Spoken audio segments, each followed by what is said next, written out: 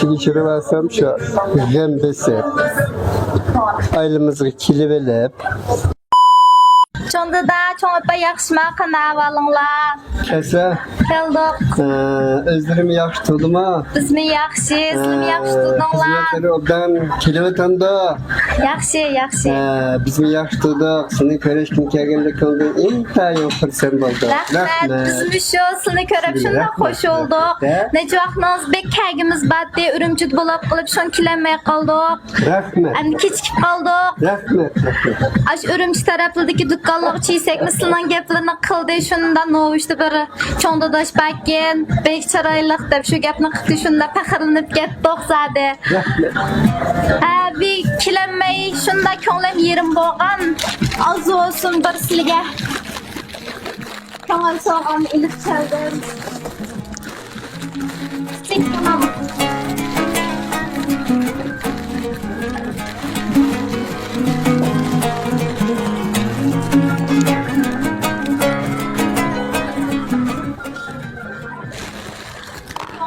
Silgim var.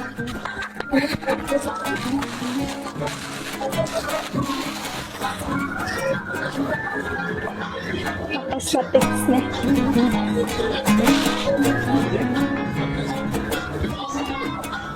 Geldim abi inşallah. Erzmeydi. Kulağınla tinalı salamet olsun, ömrün uzun olsun. Şunu da bekmez kim geldi oraslam. Rahmet. İntayın fırsat oldu.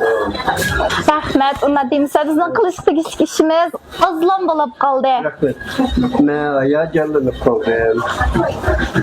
Rahmet. Erzmeydi. Sizler şehri konuluğunda ekilip unutulup kalmaymanın soğuk ekipler. Kullanıldım. Rahmet. Ben kendisine kanda rahmet etkinliğimi bilemeye kaldım. Ona deyimse çoğunda da. Siz bilen müştabir köreşkinimizden özü bir çoğun soğuğa bizge. Rahmet. Onda bizge oquştu lampa qıtıramlar.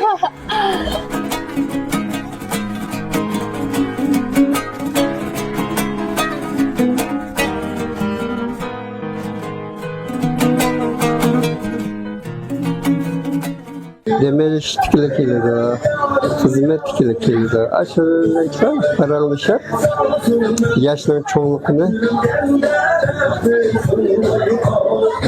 unutulup gitti. Bir gün basmışım da üzerine saklap tutsam, partiya hükümetten aylık hemkorluklardan bahriman bulalım. İşi geçirivərsəm şu gəm besib, aylımızı kilib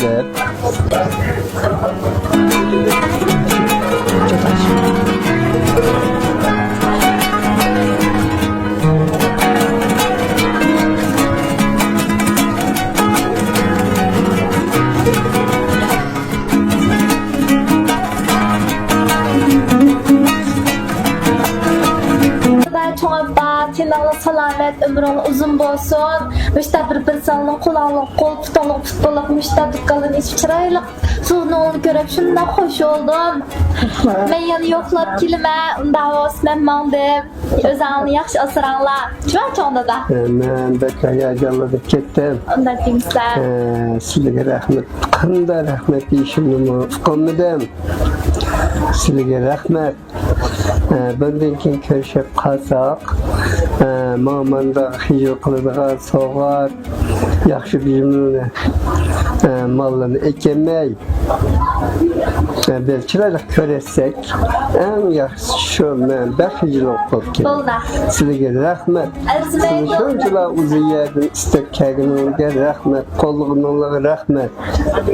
Ben səhbələ, mən üzərim tutulanma işlədir. Bir hicillik. Onda deyimsler. Makul. Makul elbise. Makul. Makul. Hoş.